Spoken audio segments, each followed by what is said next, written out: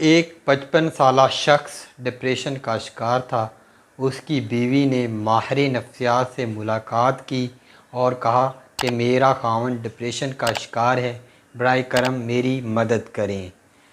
ماہر نفسیات نے اس عورت سے کچھ معلومات پوچھی اور اپنی مشاورات کی اور اس کی بیوی کو باہر بیٹھنے کو کہا۔ السلام علیکم، میں ہوں عدیل حسین اور آپ دیکھ رہے ہیں میرا یوٹیوب چینل عدیل انفو BK45۔ آج ہم آپ کو ایک ڈپریشن کے شکار مریض کی سٹوری بتائیں گے اور جس میں آپ کو بہت کچھ سیکھنے کو ملے گا، تو براہ کرم یہ ویڈیو پوری دیکھیں۔ صاحب بولے، میں بہت پریشان ہوں، دراصل پریشانیوں سے مغلوب ہوں۔ ملازمت کا دباؤ، بچوں کی تعلیم و تربیت کا دباؤ، ہوم لون اور کار لون کا دباؤ، دنیا مجھے پاگل سمجھتی ہے، مجھے کچھ بھی پسند نہیں۔ کیا کروں؟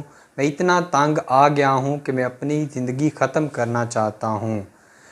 ماہر نفسیات کچھ دیر خاموش رہے اور پھر بولے کہ آپ نے 10ویں جماعت کس اسکول سے مکمل کی تھی؟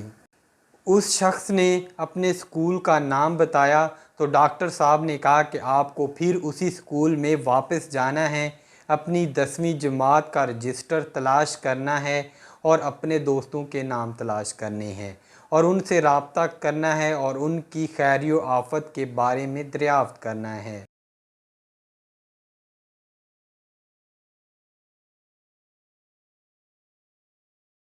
وہ شخص اپنے اسکول گیا، وہاں سے 10ویں جماعت کا رجسٹر ڈھونڈنے میں کامیاب رہا، اسے کاپی کروایا۔ اس میں سے 120 طالب علموں کے نام تھے جو اس کے دوست تھے، ان کے بارے میں معلومات لکھی، لیکن بامشکل سے وہ 75 اسٹوڈنٹ کے بارے میں معلومات حاصل کرنے میں کامیاب ہو سکا۔ ان سے رابطہ کیا۔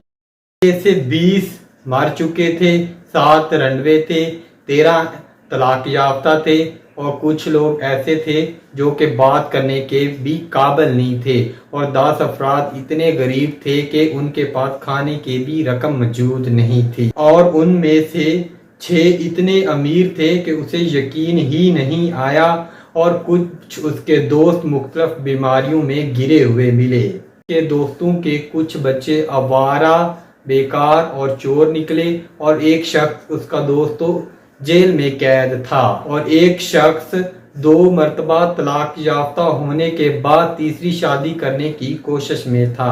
ایک ماہ لگا کر اس نے یہ 10ویں جماعت کے رجسٹر میں جو اسٹوڈنٹ تھے جو اس کے دوست تھے ان کے بارے میں معلومات حاصل کی تھی، اور ایک ماہ کے اندر ہی 10ویں جماعت کا رجسٹر اپنی اذیت بری کہانی بیان کر رہا تھا۔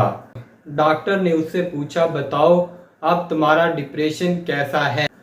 وہ شخص سمجھ گیا کہ اسے کوئی بھی موذی بیماری نہیں، اسے کوئی بھی موذی مرض نہیں، اس کا دماغ ٹھیک ہے، اسے عدالت، پولیس اور وکلا کا کوئی مسئلہ نہیں، اس کے بیوی اور بچے بھی صحت مند ہیں، ان سے بھی کوئی مسئلہ نہیں، وہ خود بھی صحت مند ہے۔